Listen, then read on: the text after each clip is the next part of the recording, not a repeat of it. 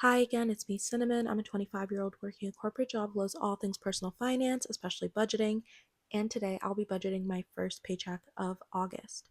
So I am like 2 weeks late on this video because I was on vacation with my family and I didn't have the greatest Wi Fi.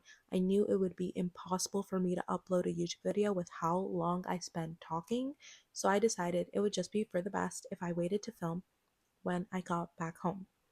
So that is what I'm up to now. And you can see here my ready to assign amount is $4,085.71. If you've watched my budget videos earlier this year, you might notice that this is much higher than my post-tax paychecks usually are, and that is because I've hit the Social Security cap. So now I'm seeing an extra about $400 per paycheck. Thing I also wanted to call out is that in August, I also got another stock payout for about $7,600, and I've already budgeted that, so I covered the taxes on that and I put everything left over into investments, and that was $4,900. Again, if you've watched some of my earlier budget videos, when I get this about $7,000 payout, I usually have like $3,500 that I end up keeping. But because I've hit some different caps when it comes to taxes, I was able to keep a lot more from this payout. So now let's just get into my standard budget routine. I don't know why I dragged that out. Get into my standard budget routine with my earnings from the month before. I will cover my spending for the current month, so I'm a month ahead. So with my first paycheck for the current month, I plan for the next month. So as you can see here, all of my core spending categories have already been covered for this month, and so I'm going to move to my getting ahead category. And I put $2,600 towards the next month. So I can just zero that out and that will refill my next month category. Okay, and actually what I'm seeing here is that I'm going to do a reminder to myself that I need to do reimbursements, because I know I haven't spent anything on transportation to work yet since I have been on vacation, but I did spend for last month, so I need to make sure I fill this category up again. Okay, so that is a good reminder. Next thing I do is I go to my general singing funds category. I like to put $1,400 per month towards that category.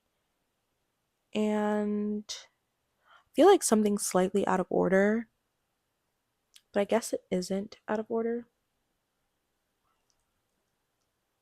Normally, I'm not able to fill up this whole category with my first paycheck, but since my taxes have gone down, my post-tax pay has gone up, so I was able to fill this up. So maybe that's why I feel like this budget video is like weird to me, because I'm like, huh, is this usually how things go? And the next thing I have to do, and I feel like I'm going to get very confused if I do this. Normally, I would fill up my singing funds, then go to my community chest. But I've been moving things around this category a lot. So you can see everything assigned adds up to 0, but you can see there's a lot of movement in my assigning because I have been using things that I had saved up in my community chest to cover expenses for my family vacation. I didn't really have that many expenses because I was just going to like my family home in my native country. All of my expenses were just giving to my cousins and different relatives and my parents. So that is why I moved money around here. Um, but I'm worried that if I just do the math here, I'm gonna get confused because I know I have to add the 1,000 instead of just putting 1,000 like I normally do. So I'm a little bit nervous, and I might just, okay. I'm gonna do things slightly out of order because I love to like minimize confusion for myself when I budget. So I know if I finish this off, I'll know I put the 1,000 here, which is good. And I'm gonna just go back and then put the remainder here, and I'll fill it up when I get my second paycheck, which is going to be in a few days. Did things out of order, but yeah, I just know I love looking at this top line number and seeing my assigned and knowing what I did in my budget. I feel like if I move things around before I finish all of my budget categories, I get really confused. So yeah, that is that for what I do with my paychecks. With my second paycheck, you'll see in my next video soon, I'll just finish off my holding and then I will contribute to my investment categories, and that is it.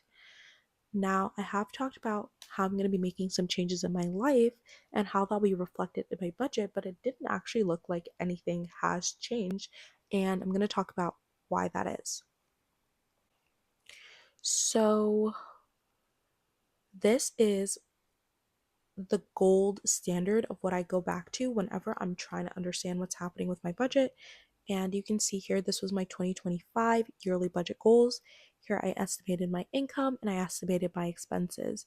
And basically, what I did when I was estimating my expenses is that I considered my normal monthly expenses, which I used to divide up in these categories, and then also the fact that halfway through the year, I was planning on moving in with my boyfriend, and so that would drop my monthly expenses. And because of that, I came to the number 2600 as what I should be putting towards my core spending, which is what you see I put aside every month. That was really tough because basically I was going to have high expenses at the beginning of the year and low expenses at the end of the year, and I just averaged it out to be the same number throughout the year. So the beginning of the year was like really financially a mess for me, and I was really counting on having that like reprieve at the end of the year to make up for it, but that actually ended up changing since I decided not to move in with my boyfriend.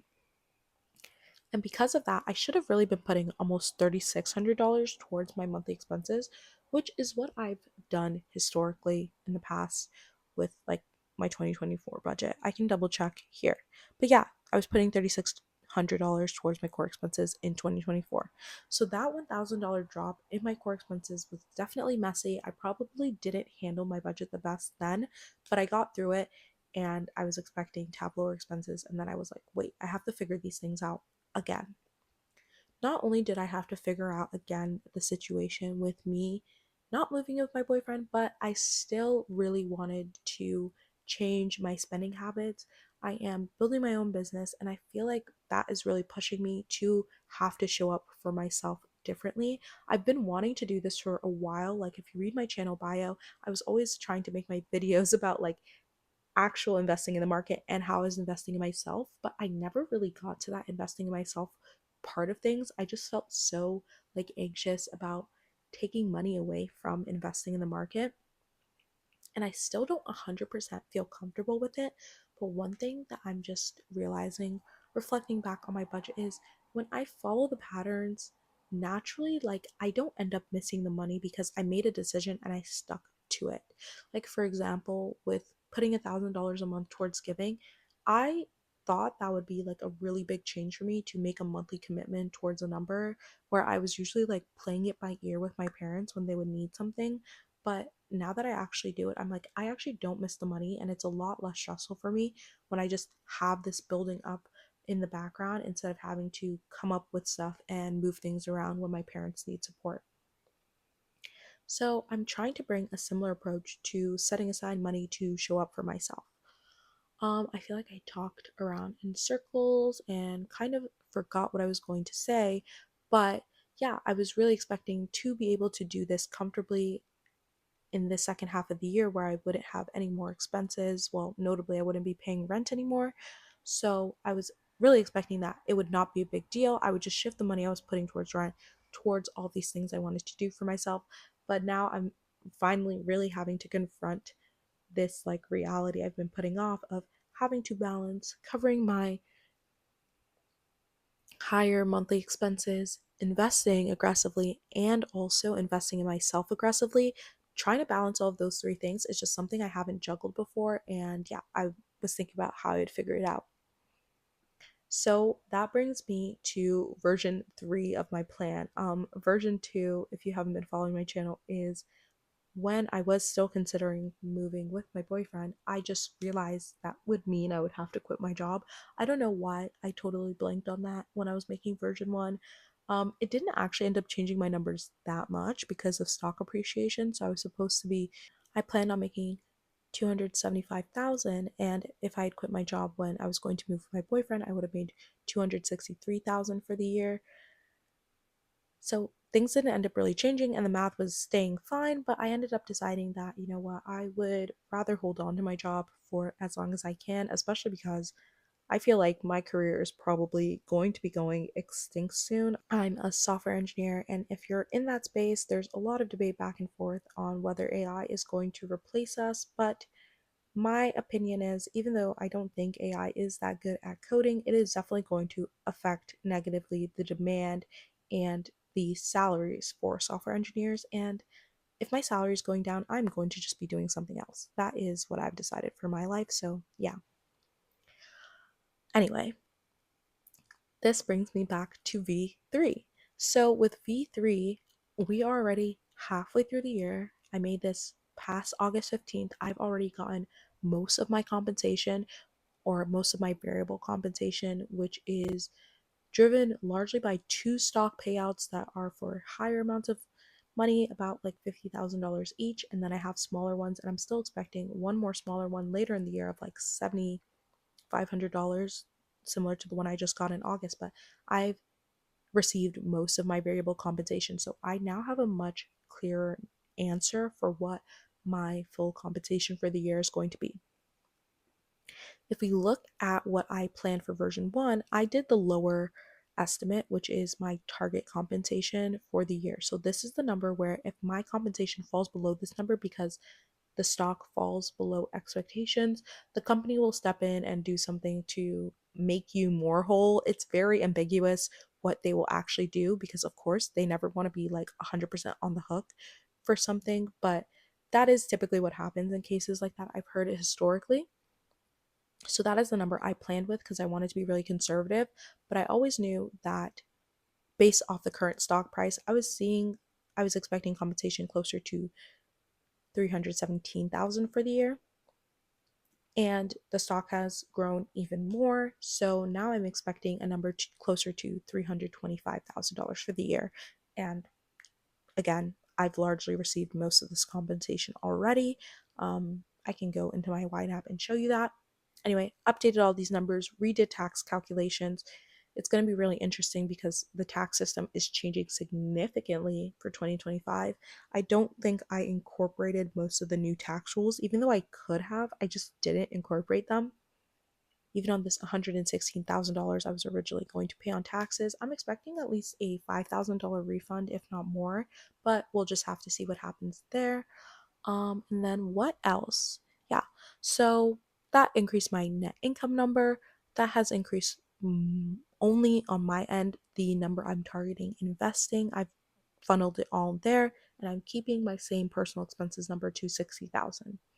I could have inflated this number, but I was just trying to think of, okay, I know myself. I know I'm not going to be happy if I increase my spending. Is there any way that I can do these three things, cover my core expenses, invest aggressively, and also invest in myself with the original numbers I had in mind? So I'm always very, very strict on increasing my personal expense number, and I wanted to see if I can make it work.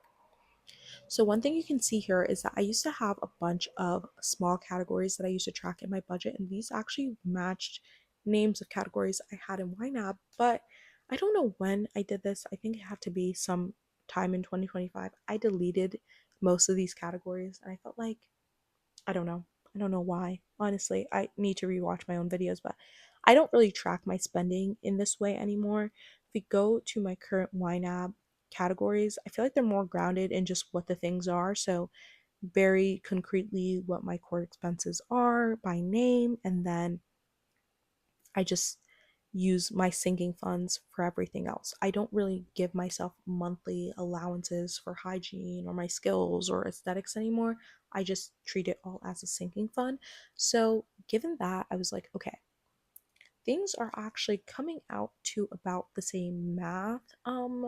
One thing that's missing here is that my work isn't fully covering my phone bill anymore, so my utilities should actually be higher.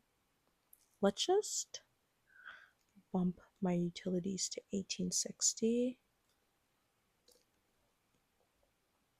Okay, but as you can see, all in, I end up getting very close to my monthly expenses again of $2,600. And I think that's why I was able to make that tight period in the beginning of the year work out for me when I was only giving myself 2,600 because I had completely refactored how I was doing my budget. So, yeah, that is explaining a lot to me because I'm like, how was I covering what I should have been spending 3,600 on with $2,600? And it's because I basically killed all of these small categories that were taking up money, and I pre-funded my discretionary spending categories with extra money I had from the year before that I had not spent. So part of my personal expenses that I had not spent for last year, I've been spending in this year. And again, it's a little bit of like cheating, I think, in terms of me really understanding my budget because I'm using money from last year this year, but ultimately it's like I have a rule that I don't put my personal expense money into the market because then I will subconsciously like encourage myself to spend less. So it had to be spent at some time. And I do still track my yearly spending, and I'm over my target right now, but I can still see, okay, I plan to spend 60,000. I ended up spending like 65,000, right? I'll still have that number, which I can use to inform things like calculating my fire number. I don't know if I'm making sense because I am so all over the place getting back into this budget. But long story short, that is how I was able to survive like that $1,000 gap between what I needed and what I had. And now I have that reflected in my version 3 budget.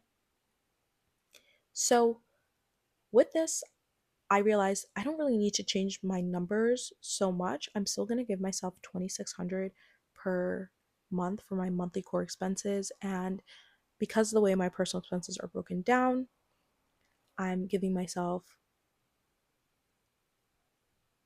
$1,400 per month for my sinking funds and then $1,000 per month for giving, which all adds up to $5,000 per month or $60,000 per year of spending. I just realized that where the changes are going to come from is just in my sinking funds. So now I actually tried to prep a lot for this video before, but I didn't prep my sinking funds. Once I realized like, okay, I don't really have to change my numbers that deeply, I didn't prep my sinking funds. I do need to play those by ear a little bit more and figure some things out.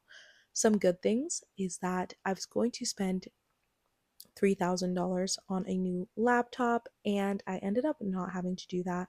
My boyfriend's brother had an old laptop that he just abandoned when they moved, and I was like, does your brother need this laptop? And he was like, no, it's absolute trash. And I was like, one man's trash is my treasure, and I've got it all, fixed up. I don't know how he managed to do it, but he used like all of the gigabytes of storage, and I think that's why it was just like so slow for him. But I'm keeping it very lean on this laptop. So, yeah, it's an upgrade from what I have now. And if I can make it work for just a year or two, I would be very, very happy. So, I can actually zero out new tech. Laser hair removal is still something I want this year. So, I'm going to keep it for now. General beauty, I put 300 3,600 towards. My hairstylist has moved. I don't know if she's going to be as close to me anymore. And because it was really hard to get in touch with her during that time, I think, where she was like quitting the salon that I was going to, I started doing my own hair more, and I bought some like hair tools. I bought a refurbished Rev Air, which has been a game changer in me doing my own hair because I think just the blowout was always what killed me, but I can kind of style it myself after I've blown it out. So I can see this number being a lot lower, especially like for the last 5 months of the year. I don't see myself spending $3,600. Classes, oh my God, I've been terrible with classes. Just I have been working on my skills a lot, but I just haven't been doing it in the class forum. So I can also see this getting close to like $0 as well. And I think that, just generally will bring my sinking fund numbers down. My giving budget is all on track. So let's just go back here. I know taking out that laptop, and I actually have a specific, oh, I think I deleted already. Oh, laptop upgrade. Yeah. I actually created like a sinking fund for it, but I'm not gonna, let's see. I'm gonna change the date of the target to not 2025. Let's see if I can like wait till 2027 around my birthday. Okay. I don't know. I'm not gonna put money towards it in bits and pieces. I rarely do that on ynab because I can usually pay for things like with just like one paycheck, right? Even larger expenses I can cover with just one paycheck. So I'd rather have my money in the market for longer than save up for something gradually over time. That's just how I do my budget. And I'm able to do that because I do have this bird's eye view of my whole financial picture. So I know when I need to make a big drop versus not. Anyway, so this is going to go even further down. I think I'm going to get a car before I get a new laptop. I'm really happy with this one so far. I did add some specific sinking funds, so hair, skin, and nails. This is just like, I guess, my general beauty category, but it's really going to be just for nails. I think I've invested a lot of money in hair and skin from money I had left over from last year. Two other new categories I have are clothing rental. I've been looking at Newly and Bento. Personally, Bento has more clothes that are like my style, but it's also just like a smaller company and smaller service. And I'm going back and forth on if I want to do clothing rental. I think I am going to do it. Um, but right now, nothing on Newly is like super duper exciting me, and that's where I lean towards with clothing rental. So we'll see. But this is something that I know, like, I might be putting money from my sinking funds into every day or every month. And I also have my artist date. So I haven't been taking classes per se, but I've been really connecting with my artistic side through writing, music, dance, and I need to do more drawing. That is something I really, really want to improve on. But yeah, I'm reading The Artist Way. I'm not following it right now to a T because I know I just can't keep up with the schedule with everything else I'm doing. So I only do artist dates and morning pages, and I'm trying to just build the routine of that. And once I have those routines, I can really more comfortably pick up the weekly schedule in the book. But yeah, setting aside some money from artist dates. They don't always cost money, but I just wanted to have that built into the budget. I've added just a lot of random things here. These categories are already done for, but I only delete categories at the end of the year because I like to at least be able to have the spending separated out by the time I do my end of year recap. And then once I'm done with that, I will delete these. So these are dead categories. But yeah, laser hair removal, I've talked about a bit. And I love playing the drums. I'm like a little rocker girl. Like, again, just connecting with myself, connecting with my interests. I'm like, yeah, I play the drums actually in middle school, a little bit into high school. But in a jazz band, I'm giving you guys so much information. And I'm just like, I was attracted to playing the drums, but then because I was in a jazz band, which was what my school had at the time, I was like, oh, I don't think I actually like the drums, but I love the drums in like a rock metal context. And I want to like do that. It's hard though because I can get a drum kit, but finding where and when I can play the drums is the problem. So I was looking at studios and it just becomes a hot mess. Like, why can't I like a more normal instrument? It becomes a hot mess. But once I can figure out where and when I'm going to play the drums, I'm going to be getting myself a drum kit and working on those skills and just using that as like my therapy. I love just banging it out. So, those are like new specific things in my budget that I've been dreaming of now that I've been thinking about how I'm going to actually let myself spend money and invest myself. These are like the main things that have come to mind. Now, on the practical budget side, as you can see, I have been building up that sinking fund money. One, because again, I had pre funded some of my categories, but two, I haven't really had so much direction this year on how I was going to invest in myself. Like I did, but I wasn't really emotionally committed to it. And now that I'm getting myself there. Yeah, I think I need a rule. I think I need a rule like I need to at least spend $300 per month on maybe hair, skin, and nails. I don't know. It seems so weird because in the budgeting community or personal finance community, a lot of the conversations are about like stopping yourself from spending money in these places. And yes, there is for me where he is talking to people about living their rich lives, but the videos are very back and forth because everyone's in a different financial situation. And I don't know. It's not that I struggle with spending, but it's like I haven't set up that pipeline in my life. Once I do, I can get more comfortable and I'm trying to trust myself that I won't fall into overspending. I used to definitely be that person as a kid. Like before I knew about investing, I spent everything I had, right? That was what money was for. So,